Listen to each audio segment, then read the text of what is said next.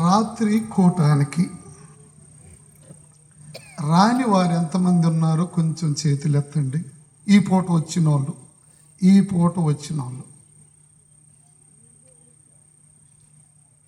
Okay, మంచిది. మొదటిగా వందనాలు, ఈ పూట అయినా వచ్చారు కాబట్టి. సరే, దేవుడు మనలను ప్రేమిస్తూ ఆయన మాటలు మనకు అందిస్తూ ఉన్నాడు. రాత్రి చెప్పబడిన వాక్య భాగము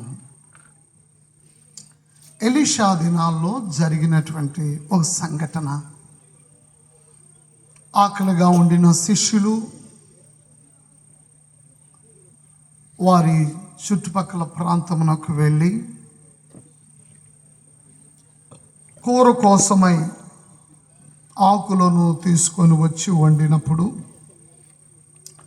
ఒక మనిషి, అనుభవం లేనటువంటి మనుష్యుడు, గుణమెరుగక, అంటే అనుభవం తెలియక, ఆ కూర యొక్క ఆకు యొక్క లక్షణము, స్వభావము లేక దానిలో ఉన్నటువంటి రుచి తెలియక దాన్ని తీసుకొని వచ్చి వెర్రి ద్రాక్ష ఆకును తీసుకొని వచ్చి కుండలో వేశాడని, తద్వారా తినటానికి వీలు కాని విధముగా విషముగా మారిందని విన్నాం. ఆ దైవజనుడు ఆలోచించి పిండిని వేసి దానిని బాగు చేశాడు. ఆ తదుపరి వారి ఆకలి తీరిపోయింది. దానిని ఆత్మీయముగా ప్రభు మనతో మాట్లాడచ్చు. అనేకులు పైకి మంచిగానే ఉంటారు, కానీ వారి హృదయాల్లో విషం ఉంటుంది. పైకి అందంగా కనపడతారు, కానీ పాపం అనే విషయం. పైకి విద్యావంతులుగానే ఉంటారు, కానీ లోకపరమైనటువంటి విద్వేషములు వారి హృదయాల్లో ఉంటాయని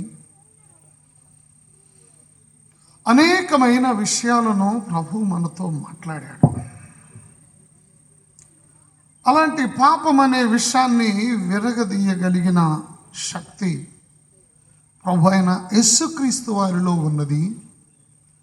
ఆయనను మన హృదయంలోనికి ఆహ్వానించుట వలన విషము విరిగిపోయి నీతిమంతులుగాను పరిశుద్ధులుగాను జీవిస్తామని విన్నాం. ఈ రాత్రి కాలంలో మరొక సంఘటన మీతో పంచుకోవాలని నేను ఆశపడుచు ఉన్నాను. ఆ ఎలీషా గారితోటే మరొక శిష్యుడు ఉన్నాడు. అతడు చాలా భక్తిపరుడు, మంచి విశ్వాసము కలిగినవాడు. జీవితంలో మంచి భక్తి నేర్చుకోవాలి అని ఏలియా జీవితమును తెలుసుకొని, ఎలీషా జీవితాన్ని తెలుసుకొని, వీరిని నేను వెంబడిస్తే నా కుటుంబానికి నేను దీవెనకరంగా ఉంటాను అనుకున్నాడు. అనుకొని తాను ఈ ఎలీషా భక్తుణ్ణి వెంబడించటము ప్రారంభించాడు. తనకు వివాహమైంది, 2 పిల్లలున్నారు. ఎలీషా దగ్గరికి వెళ్ళుచు, పరలోకం వెళ్ళాలంటే ఎలాగుండాలి, ఈ లోకంలో ఎలాంటి నీతిగా బ్రతకాలి, ఎలాంటి న్యాయబద్ధమైనటువంటి విషయాలు కలిగి ఉండాలి, దేవుని కార్యాలు చూడాలంటే ఎలాంటి విశ్వాసం ఉండాలి, దేవునికి నమ్మకంగా ఉండాలంటే నా జీవితంలో నేను ఏవేవి జయించాలి, అనేక విషయాలను ఎలీషా యొద్ద నుండి నేర్చుకొనుచు, వారితో సంభాషిస్తూ ఆత్మ సంబంధమైనటువంటి అనేక పాఠములు నేర్చుకున్నాడు ఆయన. పెండ్లైన తరువాతనే. అయితే కాలక్రమేపీ ఈయన లోకములో ఉన్నటువంటి వాటికి విలువ ఇవ్వనందువలన ఆత్మీయ జీవితానికి, కుటుంబాన్ని ఆత్మలో దేవునికి అనుకూలంగా నడిపించుకోవటానికి ఎక్కువ సమయాన్ని, ఎక్కువ దినాలను, ఎక్కువ సంవత్సరాలను దేవుని కొరకే కేటాయించినందువలన తన జీవితంలో పేదరికం పట్టుకుంది. ఏం పట్టుకుంది అమ్మా? ఏం పట్టుకుంది? పేదరికం. పేదరికం పట్టుకుంది. కానీ తాను కొంతకాలము జీవించిన తదుపరి మధ్యలోనే చనిపోయాడు. మధ్యలో చనిపోయిన తరువాత ఆ భార్య చాలా దుఃఖమునకు గురైపోయింది. అయ్యో, ఈయన మంచి భక్తి నేర్చుకుంటూ ఉన్నాడు,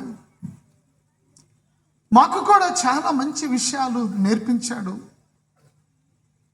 కానీ నా పిల్లలు చిన్నగా ఉండగానే మా కుటుంబం ఒక విధమైనటువంటి స్థితికి రాకముందే మధ్యలోనే మమ్మల్ని విడిచిపెట్టిపోయాడే అని చాలా పర్యాలు దుఃఖపడింది. ఏది ఏమైనప్పటికీ నేను మిగిలినటువంటి ఈ పిల్లల కొరకు శ్రమపడాలి, వారి కొరకు నేను నమ్మకంగా జీవించాలి అనుకుని ఆమె జీవితాన్ని కొనసాగుతూ ఉంది. అయితే ఆమె జీవితాన్ని కొనసాగించుతూ ఉండగా కొన్ని నెలలు లేక కొన్ని దినాలు ఆగిన తదుపరి ఈ భర్త ఎవరి దగ్గరైతే అప్పు చేశాడో వారు ఈమె ఇంటి దగ్గరకు వచ్చారు. ఎన్ని పర్యాయములు ఆ డబ్బులు నిమిత్తము ఏమని గట్టిగా వాదించాడో మనకు తెలియదు. కానీ ఒక్కనొక రోజు ఆ అప్పిచ్చిన అతను ఈమె ఎలాగైతే డబ్బులు ఇవ్వదు, ఏం చేయాలని ఆలోచన చేసి ఆ ఇంటికి వచ్చి, ఏవమ్మా నీవు నాకు బాకీ ఉన్నారు, నీ భర్త గారు, ఇప్పుడు తీర్చడానికి మీ వద్ద ఏమీ లేదు, నీ పిల్లలను నా యొద్దకు పంపించు, వీరు నా దగ్గర జీతానికి ఉంటారు, లేకపోతే వీరు జీవిత కాలమంతయు నాకే బానిసలుగా బ్రతుకుతారు, ఇక నీవేమి రూపాయి చెల్లించవలసిన అవసరం ఏమి లేదు, నీ జీవితాన్ని నీవు కొనసాగించు అనే విధముగా ఆమెను ఒత్తిడి చేసి మాట్లాడాడు. మాట్లాడినప్పుడు ఓ స్త్రీ యవన దశలోనే భర్తను కోల్పోయింది. అంటే యవన దశలోనే భర్తను కోల్పోయిందని నేను ఎందుకు చెప్తున్నాను అని అంటే, పనికొచ్చే వయసులో కానీ పిల్లలు కానీ ఉంటే భర్త వృద్ధుడని చెప్పాల్సి వస్తుంది. పిల్లలు చిన్న వయసులోనే ఉన్నారు కాబట్టి భర్త యవనస్తుడని చెప్పాల్సి వస్తుంది. సరే, కాబట్టి ఆ ఉన్న ఇద్దరు పిల్లలను తాను తీసుకొని వెళ్ళటానికి ప్రయత్నిస్తున్నప్పుడు ఈమె చాలా దుఃఖానికి గురైపోయింది. అయ్యో, భర్త వెళ్ళిపోయాడు, సరే బిడ్డల కొరకు జీవిద్దాము అంటే బిడ్డలు కూడా నాకు దూరం అయ్యేటువంటి పరిస్థితిలో ఉంది, ఇప్పుడు నేనేం చేయాలి, ఏది చేస్తే నా బిడ్డలు నా దగ్గరుంటారు, ఎలాగ నేను జీవితాన్ని కొనసాగించాలి అని ఆలోచన చేసి తనకు తన భర్తకు పరలోక మార్గముల గురించి బోధించి పరలోకం యొక్క విషయాలను, అనేకమైనటువంటి అద్భుతాలను ఆ ఎలీషా జీవితంలో ఎన్నో జరిగినప్పుడు అనేక విషయాలు తన భర్త వచ్చి ఈమెతో పంచుకుంటూ ఉన్నాడు. నన్ను నడిపిస్తున్న మా సేవకుడు, ఆ ప్రవక్త చాలా పరిశుద్ధుడు, ఆయన మైదానం మాట్లాడితే అలాగ జరిగిపోతున్నాయి, ఆయన మాటల్లో శక్తి ఉంది, ఆయన గొప్ప త్యాగపరుడు, ఆయన గొప్ప ప్రార్థనాపరుడు, ఆయన దేవుని యొక్క ప్రవక్త, ఆయన చెప్పినట్లుగా నేను జీవిస్తున్నాను కాబట్టి నేను చెప్పినట్లుగా మీరు జీవించండి అని ఆ భర్త ఏమనో అనేక పర్యాయములు ఆ పిల్లలకు బోధించి, భార్యకు బోధించి ఉన్నాడు. ఆయన ఆలోచన చేసింది, ఈ క్లిష్టమైన పరిస్థితుల్లో నేను సంఘ పెద్ద దగ్గరకు వెళ్ళాల్సిన అవసరం లేదు, లేకపోతే మా ప్రాంతంలో ఉండినటువంటి సిపాయిలు భటుల దగ్గరికి వెళ్ళవలసిన పని లేదు. లేకపోతే మమ్మల్ని ఏరుబడి చేస్తున్నటువంటి రాజు దగ్గరికి నేను వెళ్ళకూడదు. మాకు నీతి నేర్పించినటువంటి, న్యాయ నిబద్ధతను నేర్పించినటువంటి ఆ దైవజనుడి దగ్గరికే వెళ్ళి నాకున్నటువంటి విషయాలన్నీ ఆయనతో చెప్పుకోవాలని ఆశించింది. ఈ కుటుంబంలోనికి శోధన వచ్చినప్పుడు దైవజనుడి దగ్గరకు వెళ్ళింది. దైవజనుడి దగ్గరకు వెళ్ళి తనకున్నటువంటి స్థితిని అంతటిని చెప్పుకుంది. తనకున్న పరిస్థితిని అంతటిని ఆయన ఎదుట విన్నవించుకుంది. ఆ విషయాలు విన్నప్పుడు ఆ ఎలీషా అనే దైవజనుడి హృదయము ఎంతగా కృంగిపోయిందో మనకు తెలియదు. ఆ దీనమైనటువంటి గాథ విన్నప్పుడు ఆయన హృదయం ఎలాంటి బాధ చేత నింపబడిందో తెలియదు. తన విషయాలన్నీ ఆయనతో చెప్పుకుందట. చూడండి దేవుని మాటలు, రాజుల 2వ గ్రంథము 4వ అధ్యాయము.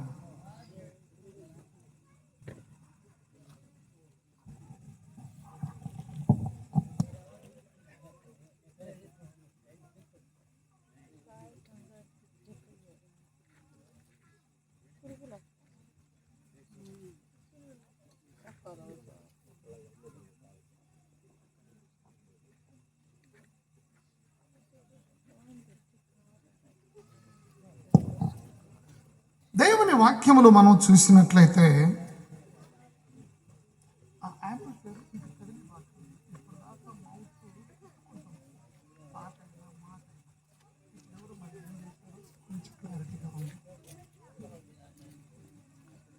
అంతట ప్రవక్త శిష్యులలో ఒకని భార్య, నీ దాసుడైన నా పెనిమిటి చనిపోయెను, అతడు యెహోవా యందు భయభక్తులు గల వాడై ఉండెనని నీకు తెలిసి ఉన్నది. ఇప్పుడు అప్పుల వాడు నా 2 కుమారులను తనకు దాసులుగా ఉండుటకై వారిని తీసుకొని పోవుటకు వచ్చి ఉన్నాడని ఎలీషాకు మొరపెట్టగా, ఎలీషా అంటున్నాడు, ఇదిగో సహోదరి, నా వలన నీకేమీ కావాలను? నీ బాధ చూస్తుంటే నాకు చాలా దుఃఖంగా ఉంది. నిజంగా నీ భర్త భక్తి కలిగిన వాడని సంగతి నాకు తెలుసు. స్వార్థం లేకుండా జీవించాడని నాకు తెలుసు. ఒక మాటలో చెప్పాలంటే అతని పరలోకంలో కూడా నేను కలుసుకుంటాను సంగతి కూడా నాకు తెలుసు. ఇప్పుడు నీ జీవితంలో ఉన్నటువంటి దుఃఖకరమైన పరిస్థితులను నాకు బోధిస్తున్నావు, లేకపోతే తెలియజేస్తున్నావు. నన్నేం చేయమంటారు? ఆ అప్పులు తీర్చడానికి నన్నేం చేయమంటారు? నీ కన్నీటిని తుడవటానికి నన్నేం చేయమంటారు? నేనేం చేయగలను అని ప్రవక్త బాధ్యతగా ఆమెతో మాట్లాడుచు ఉన్నాడు. ఆమె ఆలోచన చేసింది, తన స్థితి అంతటిని చెప్పుకుంటా ఉంది. ఆయన అన్నాడు, అయితే నన్ను ఏం చేయమంటావమ్మా? చూడండి దేవుని మాటలు ఏమంటున్నాడు ఆయన, ఏమంటున్నాడు? ఎలీషా, నా వలన నీకేమను కావాలనా? నీ ఇంటిలో ఏమి ఉన్నదో అది నాకు తెలియజెప్పుమనెను. అందుకామె, నా ఏలురా, నీ దాసురాలనైనా నా ఇంటిలో నూనె కుండ ఒకటి ఉన్నది, అది తప్ప మరేమియో లేదనెను. విషయమంతా విన్నాడు. అయితే నా వలన నీకేం కావాలి అని అడిగాడు. అడిగి అంటున్నాడు, సరే, నీ భర్త మిగిలించింది ఏమైనా ఉన్నదా నీ ఇంటిలో? వాస్తవానికి మిగిలించింది తప్పే కదా. ఆమె అయ్యా అప్పు మిగిలించాడని భాష మాట్లాడటం లేదు. ఇంకా ఏంటండి, ఏం మిగిలించాడని మాట్లాడుతున్నారు? ఏముంది నీ ఇంటిలో అంటే ఏముంది? రోధన ఉంది. ఇంటిలో ఏముంది? కృంగుబాటు ఉంది. అప్పుల వాడు వచ్చి అప్పుల కొరకు వేధిస్తున్న పరిస్థితి ఉన్నది. కానీ ఆమె అలాంటి విషయాలు ఏమి ప్రస్తావించకుండా నూనె కుండ ఉన్నది అని చెప్పింది. ఏం చెప్పింది? ఏం చెప్పింది? నా ఇంటిలో అవమానం ఉందని చెప్పటం లేదామె. నా ఇంటిలో పేదరికం ఉందని చెప్పటం లేదామె. నా ఇంటిలో మరొక విధమైనటువంటి దుర్భర స్థితి ఉన్నది అని చెప్పటం లేదు. కానీ నా ఇంటిలో నూనె కుండ ఉంది అని మాట్లాడుతాం. నూనె కుండ. దైవజనుడు అన్నాడు, అలాగా, సరే అయితే నీవు నీ ఇంటిలోనికి వెళ్ళు, నీ బిడ్డలను తీసుకొని వెళ్ళు. ఇంట్లోనికి నీ బిడ్డలను తీసుకొని వెళ్ళి నీ ఇంటి పక్కన ఉన్నటువంటి వారందరి దగ్గరికి, వారి దగ్గర ఉన్నటువంటి పాత్రలు తీసుకొని వచ్చేసి నీ పిల్లలు పంపించేసి వాళ్ళన్నీ తీసుకొని రా. ఆ ఉన్నటువంటి నూనెను తిరిగి ఆ తీసుకొచ్చినటువంటి పాత్రలోనికి పోసేసి, ఎన్నంటే అన్ని పోసేసి అన్నాడు. ఆ మాటను ఆమె నమ్మింది. ఏమైంది? సమస్య ఏమిటి అని చెబుతున్నది ఏమిటి? సమస్య ఏమో అప్పుల సమస్య.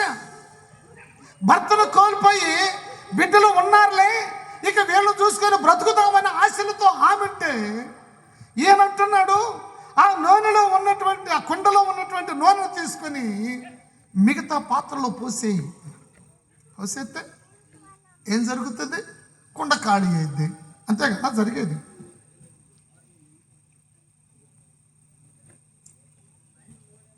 భర్త అయితే చనిపోయాడు, కానీ ఈమె హృదయంలో ఉన్నటువంటి విశ్వాసం చనిపోలేదు. ఏం చనిపోలేదు? భర్త చనిపోయాడు. భర్త ద్వారా వచ్చినటువంటి విశ్వాసము, ఈమె హృదయంలోకి వచ్చిన విశ్వాసం చనిపోలేదు. దైవజనుడు చెప్పినప్పుడు ఈమె మారు మాట మాట్లాడకుండా ఇంటికి వెళ్ళిపోయింది. నూనె రావాలంటే ఎలాగొస్తుంది? వాస్తవానికి సెలవులో నుండి నేను మారల్లో చదువుకున్నాను. అక్కడ గుళ్ళకొమ్మ ఉంది, గుండ్లకొమ్మ. ఈ గుండ్లకొమ్మల దగ్గర సెలవులు ఉంటే ఇసుకలో తీస్తారు గుంతలు. దాంట్లో నీరు ఊడుతూ ఉంటే బిందెల్లోకి, కుండల్లోకి, బకెట్లోకి అన్నిటికీ దూరుతూ ఉంటే ఊరుతూ ఉండుద్ది. నీళ్లు ఊరుతాయి అనేటువంటి విశ్వాసం మనకు ఉండొచ్చు, నీళ్లు ఊరుతాయి అనేటువంటి ఆలోచన మనకు ఉంటుంది, కానీ నూనె ఊరుతుందని విశ్వాసం ఉంటుందా? నూనె ఇంకా ఇంకా ఇంకా పైకి వస్తుందని ఉంటుందా? అది ఎలాంటి అద్భుతమైనటువంటి విశ్వాసము, అది ఎలాంటి అద్భుతమైనటువంటి ఆలోచన. వాస్తవానికి ఆమె శారీరకంగా పేద వ్యక్తే, కానీ ఆత్మీకంగా ధనికమైనటువంటి వ్యక్తి. ఎక్కడిదే ఈమెకున్నటువంటి విశ్వాసం అంటే, ఈమెకున్నటువంటి విశ్వాసము ఆమె భర్త ద్వారా వచ్చింది. భర్తకి ఎక్కడ విశ్వాసం వచ్చిందంటే ఎలీషా జీవితాన్ని చూసి వచ్చింది. ఎలీషాకి విశ్వాసం ఎక్కడి నుంచి వచ్చిందంటే ఏలియా జీవితాన్ని చూసి వచ్చింది. ఎలాంటి మంచి సహవాసం! ఏలియా యొద్ద నుండి ఎలీషా మంచి విశ్వాసాన్ని నేర్చుకున్నాడు. ఎలీషా యొద్ద నుండి ఇదిగో ఈ తల్లి యొక్క భర్త విశ్వాసం నేర్చుకున్నాడు. భర్త దగ్గర నుంచి భార్య విశ్వాసం నేర్చుకున్నది. అయితే ఆమె విశ్వాసముతో ఆ కుండలో ఉండినటువంటి నూనెను, ఆ మిగిలిన నూనెను పాత్రలో పోస్తూ ఉంది. ప్రియమైన దేవుని పిల్లలారా, ఆ నూనె ఆ పాత్రలన్నిటిని నింపేసింది. పిల్లలతో చెప్పింది, బాబు ఇంకా ఇంటికి వెళ్ళరా, ఆ బాబాయ్ వాళ్ళ ఇంటికి వెళ్ళరా, ఈ యొక్క తాతయ్యల ఇంటికి వెళ్ళరా, ఈ పెదనాన్న వాళ్ళ ఇంటికి వెళ్ళరా, పోయి తీసుకురా, కుండలు తీసుకురా, పాత్రలు తీసుకురా. అన్నీ తీసుకొచ్చి పరిచేశాడు ఇంటి నిండా. పాత్రలు అయితే లేవు, కానీ నూనె మాత్రం ఇంకా వస్తూనే ఉంది. ఏముంది? నూనె ఇంకా వస్తూనే ఉంది. అవును, నూనె అనేటువంటిది ఆశీర్వదించబడినదిగా ఉన్నది. మనము ఈ యొక్క సంఘటనలో ఉన్నటువంటి విషయాలు, కుండ అనేటువంటిది ఒక మనిషిని చూపెడుతూ ఉంది.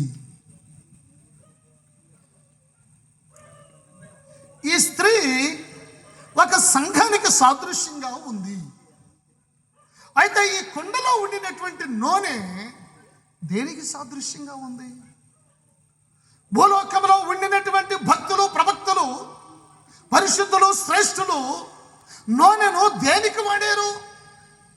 నూనె అనేటువంటిది ఆత్మీయంగా మనం ఆలోచన చేస్తే ఈ నూనె దేనికి వాడబడింది? ఒకటి దేవుని వాక్యములో మనం చూస్తే చూడండి, దేవుని మాటలు. నూనె ఒకటి గాయములకు వాడబడినది. దేనికి వాడబడింది? గాయములు కట్టడానికి. పరిశుద్ధ గ్రంథంలో ఒకసారి యేసు ప్రభువారు ఒక విషయాన్ని ప్రస్తావించారు. ఏమిటి ఆ విషయం అంటే చూడండి, దేవుని మాటలు. లూకా వ్రాసిన సువార్త 10వ అధ్యాయము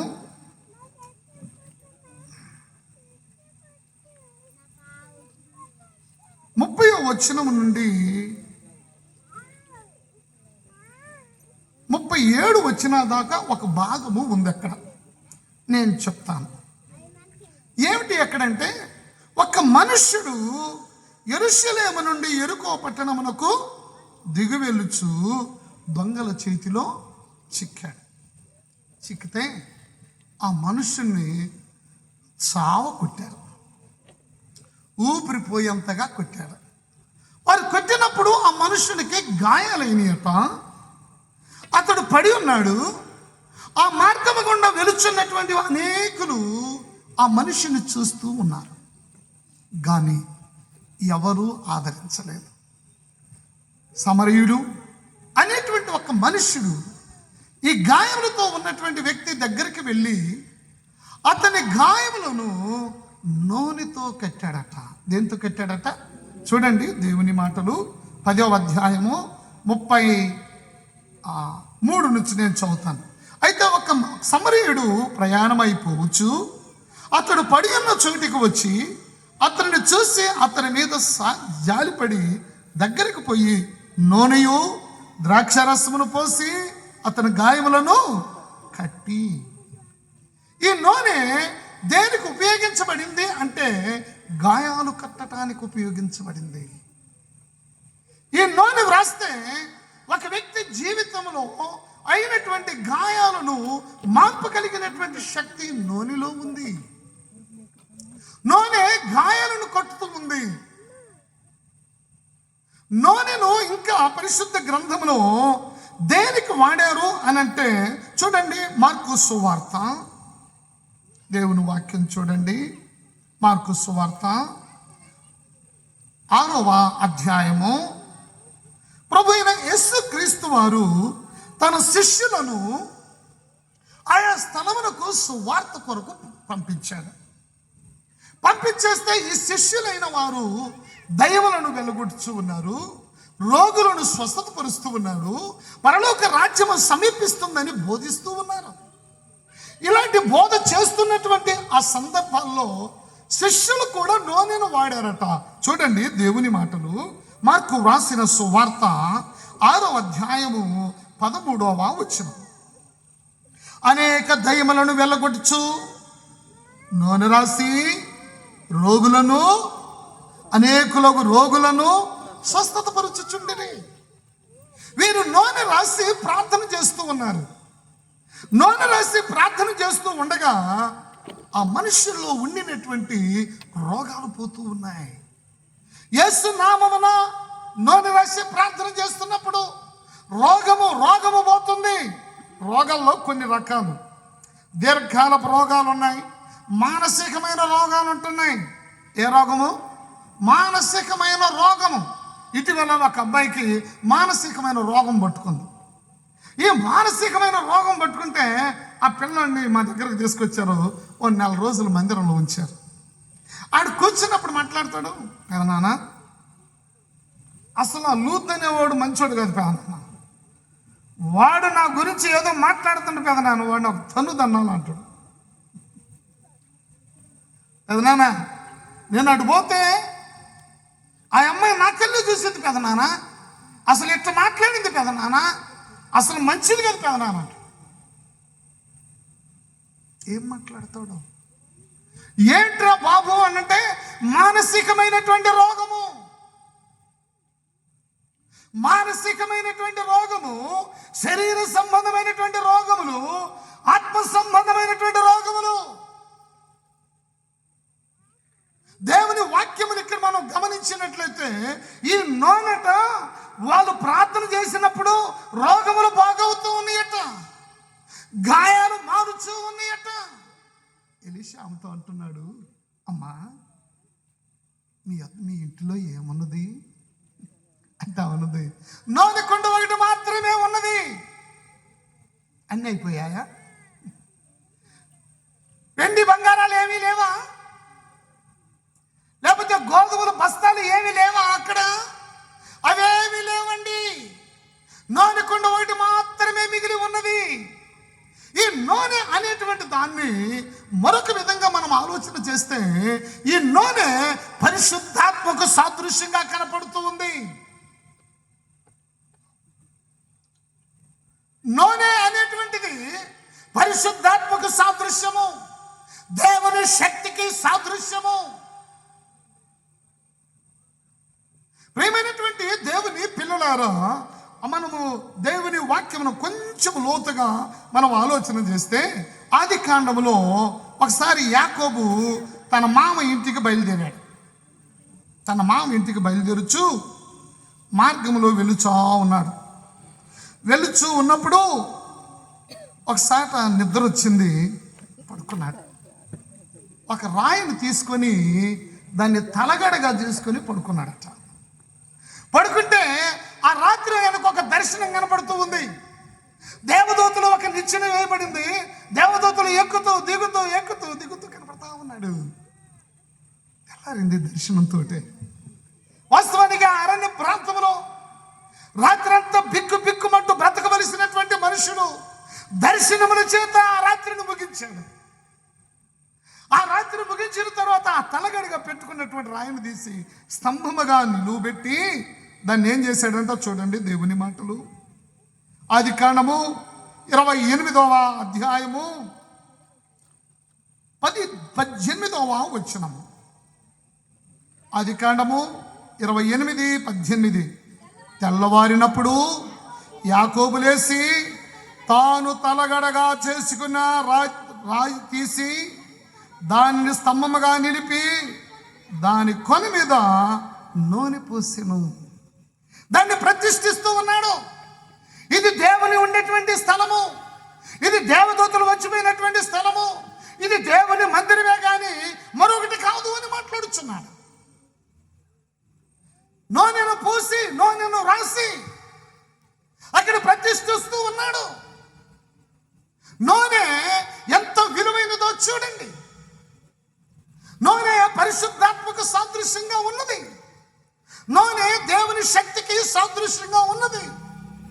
చాలా మంది జీవితాలు, ఆత్మీయ జీవితాలు, విశ్వాస జీవితాలు చూస్తూ ఉండినట్లయితే మారు మనసు పొందుతారు, బాప్తిస్మ తీసుకుంటారు, బల్లారాధన చేస్తూ ఉంటారు, కానీ పరిశుద్ధాత్మను పొందుకోరు. పరిశుద్ధాత్మతో ఆ మనుషులకి ఎలాంటి అనుభవం లేకుండా పోతూ ఉంది. పరిశుద్ధాత్మతో ఎలాంటి సంబంధం లేకుండా పోతూ ఉంది. కొంతమంది పరిశుద్ధాత్మ అనుకొని భ్రమపరిచే ఆత్మ కింద నడుస్తూ ఉన్నారు. ఏ ఆత్మ కింద నడుస్తున్నారు? భ్రమపరిచే ఆత్మ. భ్రమపరిచే ఆత్మ పరిశుద్ధాత్మ పొందుకున్న వాళ్ళలాగే నటిస్తాడు. భ్రమపరిచే ఆత్మలు ఉన్నాయి ఈ లోకంలో, దురాత్మలు ఉన్నాయి. భ్రమపరిచే ఆత్మ ఉన్నది, దేవుని ఆత్మ ఉన్నది. ఒకసారి ఒక దైవజనుడు గోడవాడలో సేవ చేస్తున్నాడు. ఒక ఆమె తెల్లని బట్టలేసుకుంది, ప్రార్థనకు వచ్చింది. ప్రార్థనకు వస్తే ఈయన చేయి పెట్టి ప్రార్థన చేస్తున్నాడు. చేయి పెట్టి ప్రార్థన చేస్తుంటే ఆమె తెల్లని వస్త్రాలు వేసుకుంది, చప్పట్లు పడుతుంది, ఓ పాటలు పాడుతుంటే చాలా ఉల్లాసంగా ఉంది. సరే ప్రార్థన చేస్తున్నాడు, ప్రభువా ఈమెను దర్శించు అని. ఈమె స్తోత్రం స్తోత్రం స్తోత్రం స్తోత్రం అంట ఒక్కసారి గోయిందా అంది. ఏమంది? వేసుకున్నది తెల్లది వస్త్రాలే. స్తోత్రం స్తోత్రం అనే ప్రారంభించింది. ఈ దైవజనుడు ఎప్పుడైతే చేయబెట్టి ప్రార్థన చేశారో దురాత్మ బయటకు వచ్చేసింది. చూసారా? జుట్టు పట్టుకునేక దైవమా ఎవరు నువ్వు? ఇక చెప్పుకొచ్చిన తన చరిత్ర అంతా. ప్రార్థనకు వచ్చేటువంటి మనిషి, ఆదివారం ఆరాధన చేసేటువంటి మనిషి, దేవుణ్ణి వెంబడిస్తున్నటువంటి మనిషి, కానీ ఆమె జీవితంలోనికి లోపలికి తొంగి చూస్తే పరిశుద్ధాత్మకు బదులుగా దురాత్మలు ఉన్నది. నేటి కాలంలో అనేక సంఘాలు అలాగే నింపబడుతూ ఉన్నాయి. ఉద్రేకపూరితమైన ఆత్మలు, భ్రమపరిచే ఆత్మలు, దురాత్మల క్రింద వారి భక్తి జీవితాలు కొనసాగుతూ ఉన్నాయి. భక్తి జీవితాలు కొనసాగుతున్నాయి. నాకంటే ముందుగా ప్రసంగం చేసిన ఆయన ఒక ఊరు సేవకి వెళ్ళాడు, రామాయపాలెం సేవ చేస్తుంటే వెళ్తే అక్కడ ఒక సహోదరి ప్రార్థనకు వస్తుంది. అయ్యగారి దగ్గరికి ప్రార్థనకు వస్తుంటే ఆమె సరే రోజు ప్రార్థనకు వస్తుంది, వాక్యం వింటుంది, వెళ్ళిపోతుంది. ఒకరోజు ఈయనతో ఆమె సంభాషణ మొదలుపెట్టింది. ఏమని మొదలుపెట్టింది? అన్నయ్య, నాకు ఆత్మ వచ్చిద్ది అన్నయ్య అంటుంది. అవునమ్మా, వచ్చిద్దా ఆత్మ? వచ్చిద్దా అన్నయ్య? అన్నయ్య, నేను కానీ ప్రార్థన చేస్తే ఎంత రోగమైనా ఎంత జ్వరమైనా ఒక్క దెబ్బతోటి పోయిద్ది అన్నయ్య. అవునా అమ్మా? எனக்கு అనుమానం వచ్చింది. ముఖం చూస్తే దేవుని ఆత్మ లేదు ముఖంలో, క్రియలు చూస్తేనేమో చాలా వేరుగా చెప్తుంది. ఈయన మాట్లాడుచు అన్నాడట, అమ్మా మీ ఇంట్లో టీవీ ఉందా? ఉందన్నయ్య.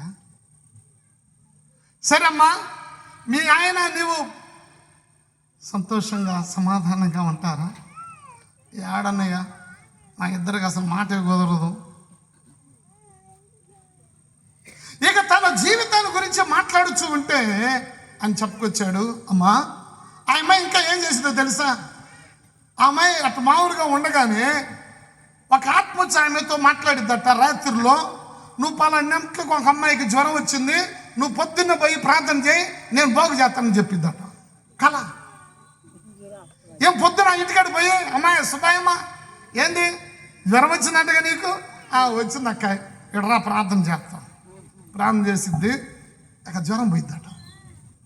జ్వరం పోతుంది, నొప్పులు పోతున్నాయి, బలహీనతలు పోతున్నాయి, ఇంకేవేవో జరుగుతున్నాయి.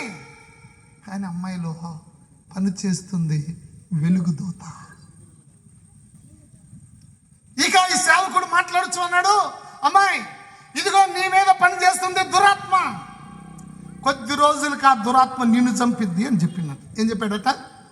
ఇప్పటికైతే బాగానే ఉన్నాం, కొద్ది రోజులు ఉన్న తరువాత ఈ దురాత్మ నిన్ను చంపేస్తుంది. అదేందన్నయ్య? అవును, నీవు చూడటానికి భక్తురాలుగా కనపడుతున్నావు, తెల్లని వస్త్రాలు వేసుకుంటున్నావు, ప్రార్థన చేస్తున్నావు, స్తుతి చెల్లిస్తున్నావు, ఏమేమో చేస్తున్నావు, కానీ నిన్ను నడిపిస్తుంది మాత్రం దేవునాత్మ కాదు. నిన్ను నడిపిస్తుంది దేవునాత్మ కాదు, నిన్ను నడిపిస్తుంది దురాత్మ. అది వెలుగుదూత నిన్ను చంపేసింది.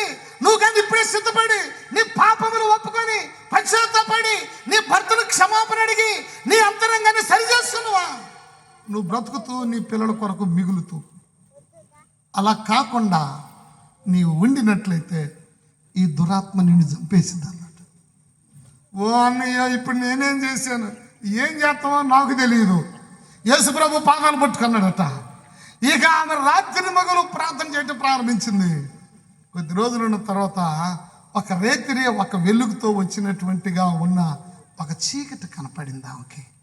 చీకటి కనపడి బండ బూతులు తిడుతుందంట. ఏమని తిడుతుందంట?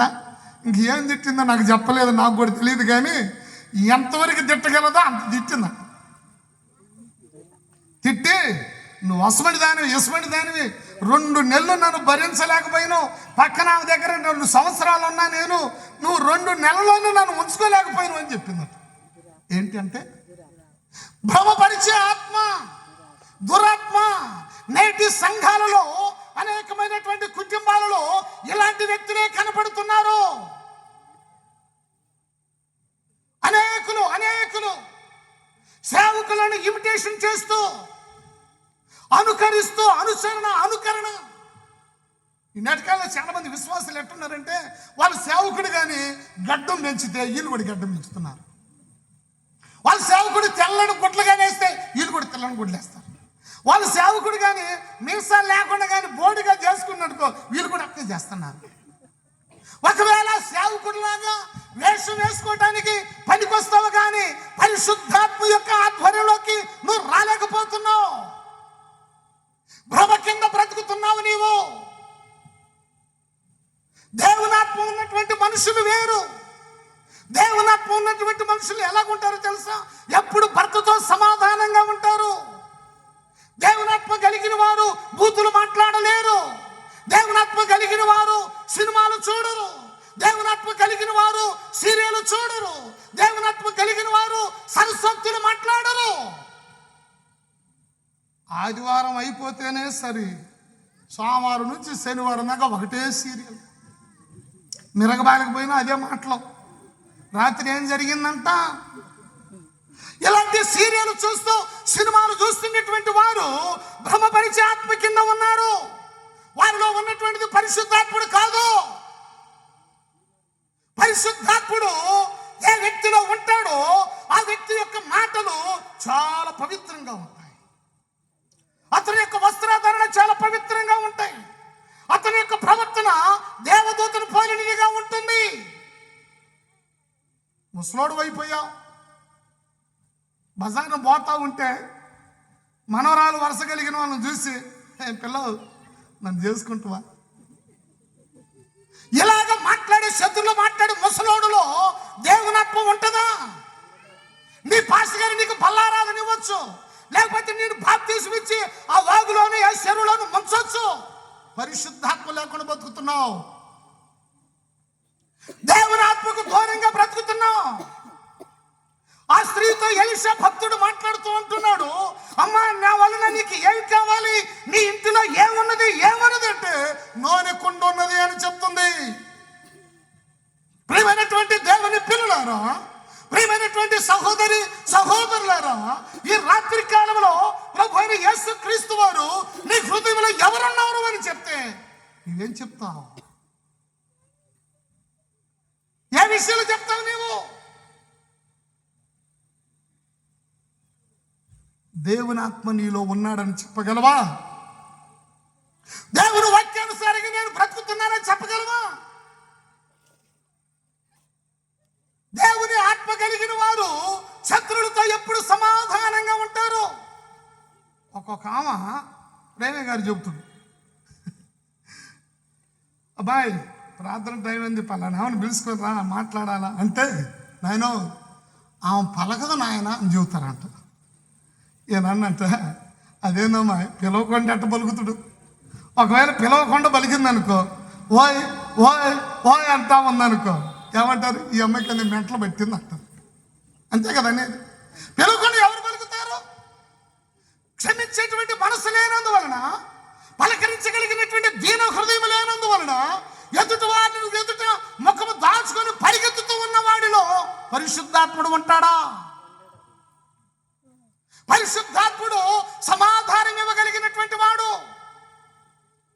నా జీవితంలో నేను 36 సంవత్సరాలైంది మారు మనసు పొంది, సమాధానం లేకుండా ఎన్నడూ నేను పులిపీట మీదకి రాలేదు. ఏదైనా తప్పిదం ఉంటే నా భార్యని క్షమాపణ అడిగి వస్తా. నా పిల్లలతో ఏదైనా వివాదం ఉంటే వాళ్ళకి క్షమాపణ అడిగి వస్తా. ప్రేమైనటువంటి దేవుని పిల్లలారా, చాలా మంది మనుషులతో సమాధానం లేకుండా పులిపీట ఎక్కుతూ ఉంటారు. ఒకసారి ఒక దైవజనుడు చెప్పుకొచ్చాడు, కూటాలు పెట్టారంట కుటుంబారాధన. ఒక అతను అంట మైకి తీసుకొని ఇరగబడి వాడుతానంట. అప్పుడే ఇంట్లో భార్యను వచ్చి కొట్టి ఇక్కడికొచ్చి పాట పాడుతున్నట్ట. ఏం పాడుతున్నట్టమ్మా? ఇంట్లో ఏం చేసిందంట? భార్యని ఇరగొచ్చిందంట. కుటుంబారాధన టైం అయింది, ఈయనేమో మంచి సంగీతగాడు. పాస్టర్ రాగానే పాస్టర్ గారు పాపం ఈగిపోతే బాగుండదుగా, అందుకని ఆయనేమో మైక్ ఇచ్చిండు. ఈయనేమో ఇరగబడి పాడుతున్నాడు వరకు. ఆ అమ్మాయి ఏం చేసింది, వెంటనే వాళ్ళ అన్నలకు ఫోన్ చేసింది. ఏం చేసింది అమ్మాయి, ఏం చేసింది? వాన్న ఈడు నన్ను ఎర్రగొట్టిండనా, ఇటు నన్ను తట్టుకోలేకపోతున్నాను అన్నాను. ఏడకు పోయింది వాడు అడిగిడు కావాలా, ఆడు ప్రార్థన జరుగుతుంటే పైన వచ్చారు ఇద్దరు అన్నలు. ఈ పాట పాడుతుండగా బైక్ పట్టుకొని ఉండగానే ఏం చేశారేమో కానీ అక్కడే జరగదన్నారు అతను. ఎందుకు?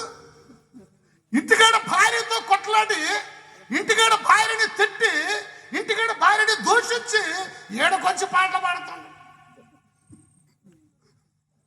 ఈ నడుచు ఒక పాట వచ్చింది, నేను ఉండాలేనయ్యో, బతకాలేనయ్యో. రమేష్ గారు అట్టు ఉండకపోతే బాయిలో సావలేదు. చాలా మంది వారి రహస్య జీవితములను లోపల కప్పిపెట్టి నేను ఉండలేను, బతకలేను పాట పాడుతుంటాను. పరిశుద్ధాత్మ కలిగిన వాడేనా? ఒక వ్యక్తి జీవితంలో పరిశుద్ధాత్మ, దురాత్మ రెండు కలిసి ఉండవు. నా మాటలు బాగా అర్థం కావాలి. ఒక మనిషి ఆత్మీయ జీవితంలో పరిశుద్ధాత్ముడైనా ఉండాలి, దురాత్మ అయినా ఉండాలి. రెండు ఆత్మలు ఒక వ్యక్తిలో ఉండవు, రెండు ఆత్మలు ఉండవు. ప్రేమైనటువంటి దేవుని పిల్లలారా, ఆ స్త్రీతో ఆయన మాట్లాడుతూ అంటూ ఉన్నాడు, నీ ఇంటిలో ఏమున్నది, నీ ఇంటిలో ఏమున్నది, నీ ఇంటిలో ఏమున్నది. ఈ రాత్రి కాలంలో ప్రభు అయినటువంటి యేసుక్రీస్తు వారు నీతో మాట్లాడుతూ ఉన్నాడు, నీ ఒంటిలో ఏమున్నది, నీ కుటుంబ వ్యవస్థలో ఏమున్నది, ఏ ఆత్మ నీ బ్రతుకులో కొనసాగుతూ ఉన్నది, నీ జీవితంలో ఏమి కొనసాగుతూ ఉన్నది. కొంతమంది ఊరక సాడీలు చెప్పుకుంటూ తిరగటమే. బైబిల్లో ఏముందంటే లేని వార్తను పుట్టించకూడదు అనేది దేవుని వాక్యం. లేని వార్తను పుట్టించేటువంటి వాడి జీవితంలో పరిశుద్ధాత్ముడు ఉండడు. ప్రియమైనటువంటి దేవుని పిల్లలారా, పరిశుద్ధాత్ముడు ఏ వ్యక్తిలో అయితే ఉంటాడో ఆ వ్యక్తి ఎత్తబడటానికి సరిపోతాడో. రేపు ఎత్తబడేది ఎవరో తెలుసా అమ్మా? నా మాటలు బాగా అర్థం కావాలి. పరలోకమునకు ఎత్తబడే వాళ్ళు ఎవరు? తెల్లని వస్త్రాలు వేసుకున్న వాళ్ళు కాదు, బల్లారాధన చేసేవాళ్ళు కాదు, బాప్తిసము తీసుకున్న వారు కాదు, లేకపోతే దశమభాగం క్రమంగా ఇచ్చేవాళ్ళు కాదు, మంచిగా నమ్మకంగా పరిచర్య చేసేవాళ్ళు కాదు. ఈ లక్షణాలన్నీ నీలో ఉన్నా, అన్ని బల్లారాధన చేసిన, బాప్తిసం తీసుకున్న, దశమభాగం ఇచ్చిన, పరిచర్య చేసిన, బాగా పాటలు పాడిన, మనుషులను మెప్పించగలిగినటువంటి ప్రసంగాలు చేసిన పరిశుద్ధాత్ముడు నీ హృదయంలో లేకపోతే నువ్వు విడిచిపెట్టబడతావు. నీకు రూపాంతరంలోనికి తీసుకొని వెళ్ళేది నీకు ఇవ్వబడినటువంటి పరిశుద్ధాత్ముడే. ప్రభు అయిన యేసుక్రీస్తు వారు మధ్యాకాశమునకు వచ్చినప్పుడు ఎవరి హృదయంలో, ఎవరి జీవితంలో పరిశుద్ధాత్ముడు ఉన్నాడో ఆ మనుషుడు మాత్రమే ఎత్తబడతాడు. భ్రమపరిచపరిచిన ఆత్మ ఉన్నవాడు ఇక్కడ విడిచిపెట్టబడతాడు. దురాత్మ కలిగి జీవిస్తున్నవాడు ఇక్కడ విడిచిపెట్టబడతాడు. ప్రియమైనటువంటి దేవుని పిల్లలారా, నువ్వు మారు మనసు పొందిన తరువాత, నీ పాపములు ఒప్పుకున్న తరువాత నువ్వు పరిశుద్ధాత్మను పొందుకోవాలి. పరిశుద్ధాత్మ లేని భక్తి భక్తి కాదు, అది చల్లని నోటు లాంటిది. అది చల్లనటువంటి భక్తి జీవితము. ఈ నూనె పరిశుద్ధాత్మకు గుర్తుగా ఉన్నది. అవును, పరిశుద్ధాత్మ ఒక వ్యక్తి జీవితంలో ఉంటే అతడు త్వరగా స్వస్థత పొందుతాడు, ఆత్మీయంగా ఆరోగ్యంగా ఉంటాడు. ఆత్మ సంబంధమైన ఆరోగ్యం ఇచ్చేది పరిశుద్ధాత్ముడే. ఆత్మ సంబంధమైన ఆరోగ్యము. పరిశుద్ధాత్మ కలిగిన వాడు కన్నీటితో ప్రార్థన చేస్తాడు.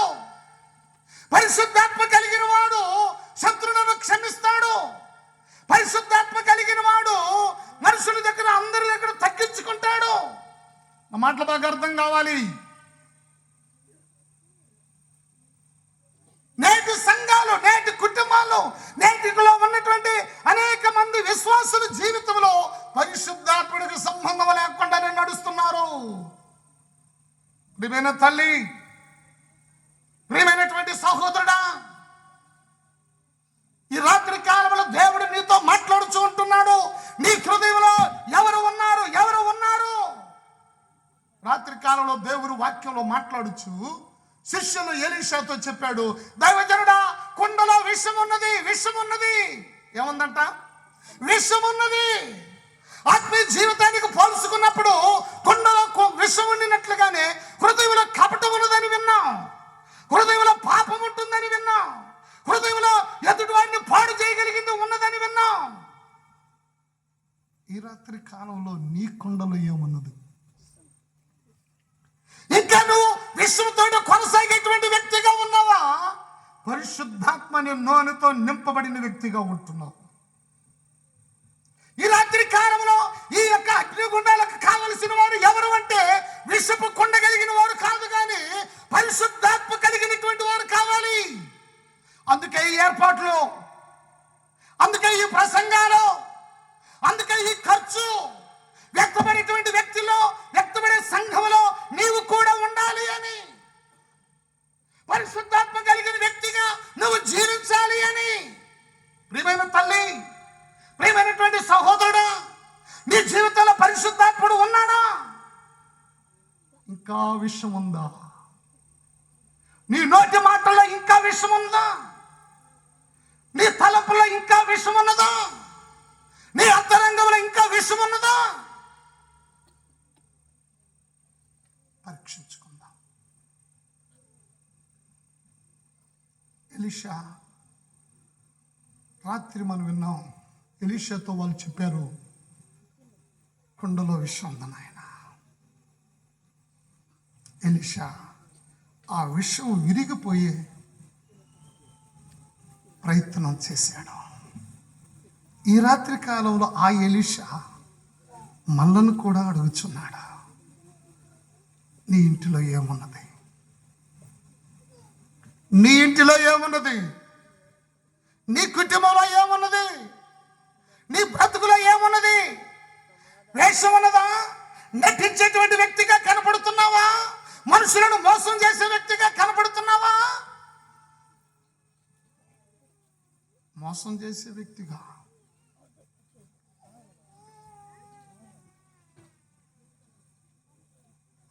ప్రియమైన సహోదరి సహోదరులారా, ఎలాంటి ఆత్మ నీలో పనిచేస్తుందో నిన్ను నీవే పరీక్ష చేసుకో. నువ్వు బూతులు మాట్లాడుతున్న వ్యక్తిగా ఉంటే నీలో ఉంది దురాత్మే.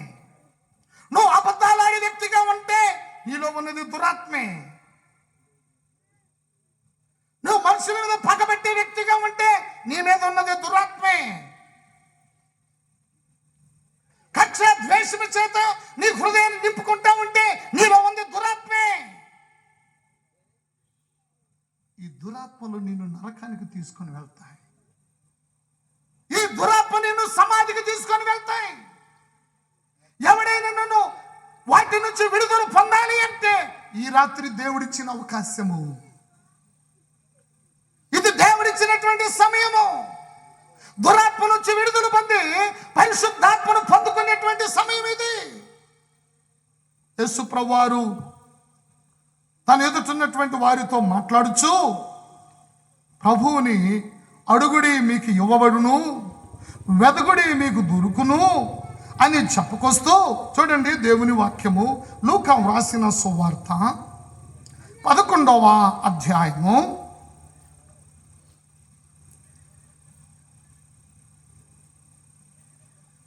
11వ అధ్యాయము 9వ వచనం నుండి నేను చదువుతా, చూడండి.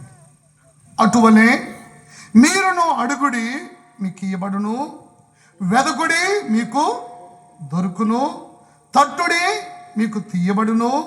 అడుగు ప్రతివానికి ఇవ్వబడును, వెతుకువానికి దొరుకును, తట్టువానికి తీయబడునని మీతో చెప్పుచున్నాను. మీలో తండ్రి అయిన వాడు తన కుమారుడు చేపను అడిగితే చేపకు ప్రతిగా పామునిచ్చునా, గురుడుని అడిగితే తేలునిచ్చునా? కాబట్టి మీరు చెడ్డవారై ఉండి మీ పిల్లలకు మంచి ఈవులను ఎరిగి ఉండగా, అక్కడ అంటాడు 13వ వచనంలో, పరలోకమందున్న మీ తండ్రి తన్ను అడుగు వారికి పరిశుద్ధాత్మని ఎంత నిశ్చయముగా అనుగ్రహించిన నేను. దేవుని నామానికి మహిమ కలుగునుగాక. ఏమంటున్నాడు? అడుగుడు మీకు ఇవ్వబడుతుంది. మీరు చెడ్డోళ్ళైనా కానీ మీ పిల్లలు ఏదడిగి తగిస్తున్నారు కదా. చేపలు అడిగితే పాముని ఇవ్వటం లేదు కదా, గుడ్డుని అడిగితే ఏమైనా రాయిని ఇవ్వటం లేదు కదా, ఒకటి అడిగితే ఒకటి ఇవ్వటం లేదు కదా. మీకు మారు మనసు లేకపోయినా, మీకు ఎలాంటి ఆత్మీయ స్థితి లేకపోయినా మీ పిల్లలకు మంచి ఇస్తున్నారు కదా. పరలోకమందున్నటువంటి తండ్రి మనకంటే మంచివాడు కదా. ఆయన అడిగితే అడుగు ప్రతి వారికి ఆయన కూడా ఏమిస్తాడట అమ్మ? ఏమిస్తాడట? పరిశుద్ధాత్మను. ఈ రాత్రి కాలంలో నీ జీవితము ధన్యకరంగా ఉండాలి అంటే, నీ బ్రతుకు ఆశీర్వాదకరంగా ఉండాలంటే, నీ యొక్క కుటుంబము దీవెనకరంగా ఉండాలంటే నువ్వు పరిశుద్ధాత్మను పొందుకోవాలి. నువ్వు పరిశుద్ధాత్మను కలిగి ఉండాలి. పరిశుద్ధాత్మ కలిగి నువ్వు ప్రార్థన చేస్తే నీ ప్రార్థన ఫలిస్తుంది. పరిశుద్ధాత్మ కలిగి నువ్వు వంట చేస్తే ఆ వంటలో ఆరోగ్యం ఉంటుంది. పరిశుద్ధాత్మ కలిగి నువ్వు జీవిస్తూ ఉంటే నీ జీవితము నీ పిల్లలకు దీవెనకరంగా ఉంటుంది. పరిశుద్ధాత్మ లేకుండా బ్రతుకుతున్నావా? పరిశుద్ధాత్మ లేకుండా నీ జీవితాన్ని కొనసాగిస్తున్నావా? ఆత్మ సంబంధమైన మరణములో ఉన్నావు. భ్రమపరిచే ఆత్మ కింద ఉన్నావు. దుష్టమైన ఆత్మ కింద ఉన్నావు. సైతాను ఆత్మ కింద ఉన్నావు. సైతానికి సంబంధించిన వారు నరకానికి వెళ్తారు కానీ పరలోకానికి వెళ్ళలేరు.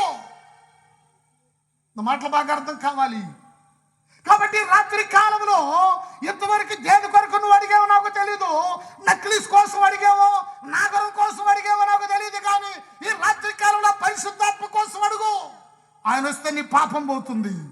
ఆయన వస్తే నీకు విరిగి నలిగిన మనసు వస్తుంది. ఆయన వస్తే నీకు పశ్చాత్తాపం వస్తుంది. ఆయన వస్తే నీకు పరిశుద్ధత వస్తుంది. ఆయన వస్తే నీకు యథార్థత వస్తుంది.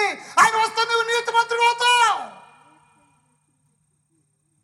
పరిశుద్ధాత్ముడు లేకుండా ప్రభుతో నీకు సంబంధం లేదు. పరిశుద్ధాత్మ లేకపోతే నువ్వు విడువబడుతావు. ప్రియమైన తల్లి, ప్రియమైనటువంటి సహోదరుడా, ఎలీషా స్త్రీని చూసి అంటున్నాడు, ఆమె బాధను చూసి అంటున్నాడు, ఆమె కృంగుబాటును చూసి మాట్లాడుతూ అంటున్నాడు, అమ్మ నీ ఇంటిలో ఏమున్నది? ప్రియమైన తల్లి, ప్రియమైనటువంటి సహోదరుడా, నీ హృదయంలో ఏముంది? నీ ఇంటిలో ఏమున్నది? నిత్యము టీవీ పెట్టుకొని నీ బ్రతుకును కొనసాగిస్తున్నావా? నిత్యము ఎదుటి వారిని దూషిస్తూ హింసిస్తూ మాట్లాడుతూ బ్రతుకుతున్నావా? ఈ రాత్రి కాలంలో నువ్వు మారు మనసు పొందాలి. ఈ రాత్రికాలం ప్రభు పరిశుద్ధాత్మ కొంచెం నువ్వు బయటకు రావాలి. ఈ రాత్రికాలంలో నటించేటువంటి ఆ బ్రతుకు నుంచి నువ్వు వచ్చి యథార్థమైన జీవితాన్ని కొనసాగించాలి. అడిగితే పరిశుద్ధాత్మ ఇవ్వబడుతుంది. అడిగితే మారు మనసు ఇస్తాడు. అడిగితే విడుదలిస్తాడు. అడిగితే స్వస్థత ఇస్తాడు. అడిగితే పరలోకం ఇస్తాడు. అడిగితే పాప క్షమాపణ ఇస్తాడు. అడుగుదామా? దయచేసి అందరూ లేచి ప్రభు వైపు చూస్తూ, నీ కొరకు నా కొరకు పరలోకము నుండి వచ్చిన ప్రేమ కలిగిన ప్రభు ఉన్నాడు. ఆయన మన కొరకు ప్రాణమే ఇచ్చాడు, శరీరం ఇచ్చాడు, రక్తం ఇచ్చాడు, తన యవన శరీరాన్ని అర్పించాడు. అన్ని ఇచ్చిన ఆయనను ఈ రాత్రి కాలంలో, ఈ రాత్రి కాలంలో నీ ఆత్మీయ జీవితం ఆశీర్వాదం కొరకు ప్రత్యేకంగా ఈ రాత్రి కాలంలో భ్రమపరిచిన ఆత్మ నుంచి విడుదల పొందాలి. నీతో లేకపోతే ప్రభు నీకు సహాయం చేస్తాడు. నీ జీవితం శాపగ్రస్తమైంది. నోరు తెరుస్తావా? ప్రార్థనకి వెళుతున్నా. అబద్ధాలతో నిండిపోయిందా నీకుండా? పాడుతున్నా. మోసంతో నిండిపోయిందా నీకుండా? బ్రతుకు చెండా వేసుకొని ఆదివారం రాగానే వేషధారి మారు మనసు పొందు. కరుణించమని కేకలే. నోరు తెరవాలి. ఎవరు మౌనంగా మౌనంగా ఉండవద్దు. దేవునికి మౌనంగా ఉంటే నీ మీద ఇంకా ప్రభు పరిశుద్ధాత్మ నిలబడి ఉంటుంది. నరకానికి వెళ్ళడం ఇష్టం లేదు. అబద్ధాల ఆత్మ ఇంకా నిలబడి ఉంటుంది. నువ్వు శాపగ్రస్తురాలుగా ఉండడం ఇష్టం లేదు. ఒక్కసారి చూడు, నువ్వు శాపగ్రస్తుడిగా ఉండడం ఇష్టం లేదు. విశ్వ చైతన్యం నింపబడిన కొండగా దేవుని ఉద్దేశాలు నెరవేర్చి నా హృదయం ఇంకా విషయాన్ని బాగు చేసుకునే కొండగా, నా నోట్లో విషయం బాగు చేయబడిన కొండగా, నా సూపులో విషయం ఉన్నది ప్రభువా. దేవునికి దూరముగా ఉన్న కొండగా, శాపగ్రస్తమైన కొండగా ఉన్నాయని ఈ రాత్రి నోరుతారు. సహోదరుడు ఎంతకాలం భ్రమపరిచే ఆత్మతో నింపబడి నీ కుటుంబానికి శాపం తెచ్చే తల్లిగా ఉన్నావమ్మా. ఎంతకాలం యవనస్తుడా నువ్వు నటించే వ్యక్తిగా ఉంటే నీ ఇంటికి పాపం వస్తుంది. ఆయన అడుగు. మాట్లాడే దేవుడు కాదు, నిన్ను మెప్పించడానికి మాట్లాడే దేవుడు కాదు. ఆయన అడుగు. నోరు తెరువు తల్లి. నీ కుటుంబం వేషధారణతో ఉంటే నరకానికి వెళ్ళిపోతుంది. నీ కుటుంబంలో పాపం నిలవుంటే విషమున్నట్లే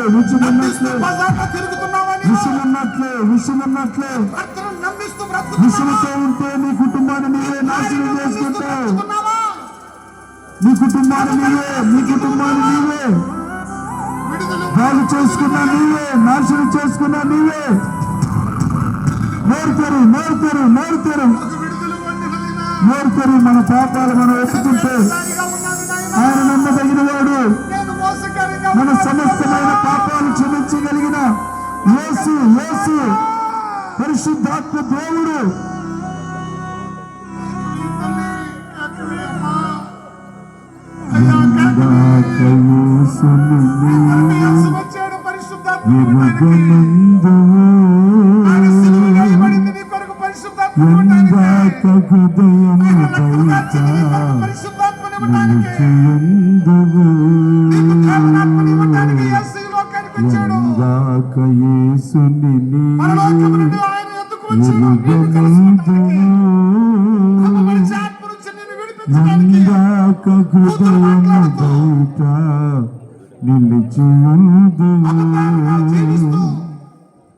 యేసయ్య ప్రేమ నీకు ఎక్కువైనా, యేసయ్య సిలువ సువార్త చులకనాయనా.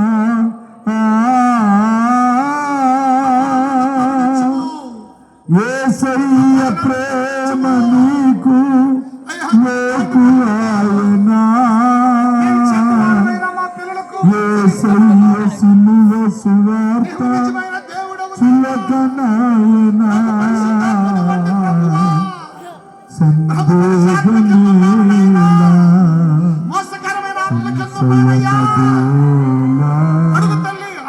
ప్రభు యేసు గాయములను పరికించి చూడు, గాయాలలో నీవు తాకించి చూడు. సందేహమేలా ఆ ముల్లమ కుటుంబీకై భరించనే, నీ పాప శిక్షను తానే భరించనే. ప్రవహించు రక్తధార నీకోసమే, కడుగోర హింసనుల్దే నీకోసమే. ప్రవహించు రక్తధార నీకోసమే, కడుగోర హింసనుల్దే నీకోసమే. ఆయన తలలో ముళ్ళ కిరీటము, ఆయన చేతుల్లో చీలలు, ఆయన పాదముల్లో మేకులు నీ కొరకే. నువ్వు నోరు తెరిస్తే దేవుడు నీ హృదయాన్ని తెరుస్తాడు. నువ్వు నోరు మూసుకుంటే నీ హృదయం మూయబడింది. నీ హృదయం మూయబడితే నువ్వు చీకట్లోనే ఉంటావు. పాప శిక్షను ఎవరు భరించరు. నీ తల్లి అయిన గాని నిన్ను మరచునే, ఆ ప్రేమమూర్తి నిన్ను మరువజాలునా. అంతటితో మన చేతులు పైకెత్తి ప్రార్థన చేద్దాం. ప్రార్థన చేసుకుందాం. ప్రార్థన ఓ మహాపరిశుద్ధుడు అయిన మా తండ్రి, ప్రేమా నమ్మకమైన మా రక్షకుడా, మీకు వందనాలు స్తుతులు నాయన. మీ దయగలిగిన నామమును బట్టి స్తుతించుచు ప్రార్థిస్తున్నాము. అయోగ్యులము అపాత్రులమైన నన్ను మమ్మలను కరుణించండి నాయన. మీ మాటలు వినటానికి వచ్చిన బిడ్డలను మీరు చూడండి, ఒక్కొక్కరిని మీరు చూడండి ప్రభువా. ఎంతమందిలో భ్రమపరిచాత్మ ఉందో మాకు తెలీదు, ఎంతమందిలో భయములు ఉన్నాయో మాకు తెలీదు, ఎంతమందిలో మోసకరమైన ఆత్మ ఉన్నదో మాకు తెలీదు, ఎంతమందిలో వెలుగుదూత ఆత్మ ఉన్నదో మాకు తెలీదు. ఈ రాత్రి కాలంలో విడుదల వీరికి దయచేసి పెట్టండి. ఈ రాత్రి కాలంలో మాకు పరిశుద్ధాత్మను దయచేయండి. మీ యొక్క శక్తి బల ప్రభావాలను మాకు దయచేయండి. అలవాటుగా ఆచారంగా ఉన్నటువంటి మోసకరమైన జీవితం నుంచి విడిపించండి. మా అంతరంగంలో ఉన్న ప్రతి విధమైన పాపమనే విషయం, చెడుగానే విషయం, మోసమైన విషయం, భ్రమ అనే విషయం తొలగించి శ్రేష్టమైన పరిశుద్ధాత్మను మాకు దయచేయండి. మీ రక్తముతో కడిగి శుద్ధీకరించండి. ఈ దినము రాత్రి మాతో ఎంతో స్పష్టంగా మీరు మాట్లాడుచున్నందుకు వందనాలు. మమ్మల్ని మేము పరీక్ష చేసుకుంటూ, మమ్మల్ని మేము విమర్శించుకుంటూ మీ సిలువకు సమీపించుటకు కృప చూపండి. ఈ రాత్రి కాలంలో ఇంకా మేము ఇంటికి వెళ్ళి ప్రార్థనలో కొనసాగటానికి మీరే సహాయం దయచేయమని కూడిన ప్రతి బిడ్డను ఆశీర్వదించండి. పరిశుద్ధాత్మ లేకుండా ఎవ్వరు ఉండనియొద్దు నాయన. పరిశుద్ధాత్మ హృదయంలోకి రావటానికి ఆటంకంగా ఉన్న ప్రతి పాపమును కడగండి, పరిశుద్ధపరచండి, పవిత్రపరచండి. మీరు దీవించి బలపరచండి. ఈ సభలో ఉన్న ప్రతి ఒక్కరిని మీ గాయములకు అప్పగించుచుంది. యేసు నామమున అడిగి వేడుకుంటూ ఉన్నాము తండ్రి. ఆమేన్, ఆమేన్, ఆమేన్. తండ్రి కుమార పరిశుద్ధాత్మని యొక్క సన్నిధి మీకు దొరికి పరిశుద్ధాత్మ చేత ప్రభు మిమ్మలను నింపి ఎత్తబడే సంఘములోకి సమకూర్చునుగాక. ఆమేన్, ఆమేన్, ఆమేన్. ఆమేన్ అంటే అలాగే జరుగునుగాక. ఎలాగ జరగాలని ప్రార్థించాం? ఎత్తబడే సంఘంలో చేర్చేవారుగా. ఒక్క నిమిషం దయచేసి కూర్చోనండి. దేవుని సేవకులు రమేష్ గారు మీతో 2 మాటలు పంచుకుంటారు.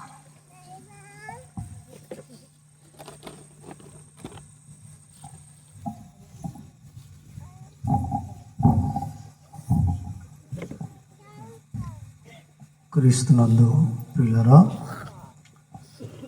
దేవుడి గ్రామాన్ని ప్రేమించి చక్కగా ఈ కూటాలు జరిగిస్తూ ఉన్నారు. మీ అందరి ప్రార్థన సహకారంతో మంచి వాతావరణాన్ని ప్రభు సహాయం చేశారు.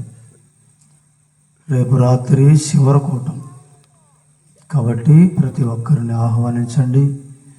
ఇరుగు పొరుగు వారు మీరు కుటుంబ సమేతంగా 7 గంటలకే ఈ కూటము ప్రారంభించబడి ఈ రీతిగా 10 గంటలకి 10 నిమిషాలు అటు ఇటు ముగించబడింది.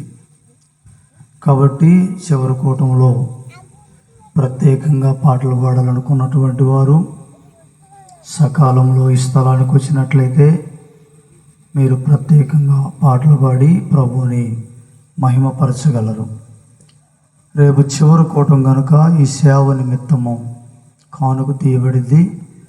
ప్రతి వారు సిద్ధపడండి, ప్రతి వారిని ఆహ్వానించండి. చివరి కూటంలో బైబిల్లో ఒక మాట రాయబడింది, 3వ దినమున నేను మీ మధ్యలోకి వస్తాను కనుక మిమ్మల్ని మీరు పరిశుద్ధపరుచుకొనుడని దేవుడు చెప్పాడు. పరిశుద్ధాత్మతో నింపబడిన వారే దేవుని రాజ్యానికి ఎత్తబడేది, అందరూ ఎత్తబడరు. ఈ విషయాన్ని గ్రహించుకొని ప్రతి ఒక్కరూ ప్రార్థన చేయండి, ప్రభు సహాయం చేస్తాడు. మీ అందరికి వందనాలు. మీకు సెలవు.